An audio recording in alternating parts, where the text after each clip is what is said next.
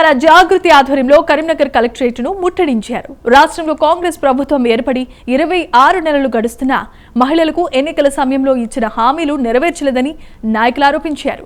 హామీలు ఇచ్చే సమయంలో రాష్ట్ర ఆర్థిక పరిస్థితిపై అవగాహన లేదా అంటూ వారు ప్రశ్నించారు.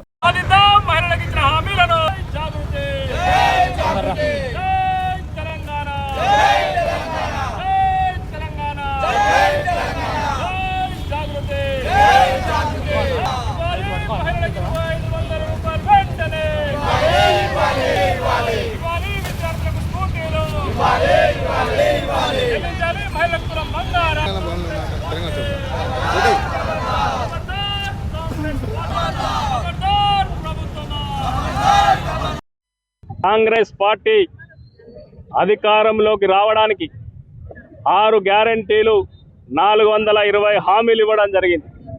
కానీ మహిళల ఓట్లు దండుకున్నటువంటి కాంగ్రెస్ పార్టీ అధికారం చేపట్టిన తర్వాత మహిళలకు ఇచ్చినటువంటి 6 గ్యారెంటీలను కానీ అదేవిధంగా 420 హామీలను కానీ విస్మరించి పాలన చేస్తూ ఉంది. ఇలా కాంగ్రెస్ పార్టీ అధికారంలోకి వచ్చి 26 మాసాలు కావస్తున్నా మహిళలకు ఇచ్చినటువంటి ఏ ఒక్క హామీని కూడా నెరవేర్చలేకపోయింది కాంగ్రెస్ పార్టీ ప్రభుత్వం. మరి అందుకే ఈరోజు కరీంనగర్లో తెలంగాణ జాగృతి ఆధ్వర్యంలో ఈ ప్రభుత్వం మహిళలకు ఇచ్చినటువంటి హామీలను నెరవేర్చాలని చెప్పి కరీంనగర్లో కలెక్టరేట్ ముట్టడి కార్యక్రమం చేయడం జరిగింది. ఇలా మహిళలకు 2500 రూపాయలు మహాలక్ష్మి పథకం కింద ఇస్తా అని చెప్పి 6 గ్యారెంటీలలో ఈ అంశాన్ని చేర్చడం జరిగింది. కానీ మరి వారికి 26 మాసాల నుండి తీరిక దొరుకుతలేదా అని చెప్పి ప్రశ్నిస్తూ ఉన్నాం. అదేవిధంగా కళ్యాణ లక్ష్మిలో తులం బంగారాన్ని ఈరోజు మహిళలకు ఇస్తా అని చెప్పి మాట్లాడినారు.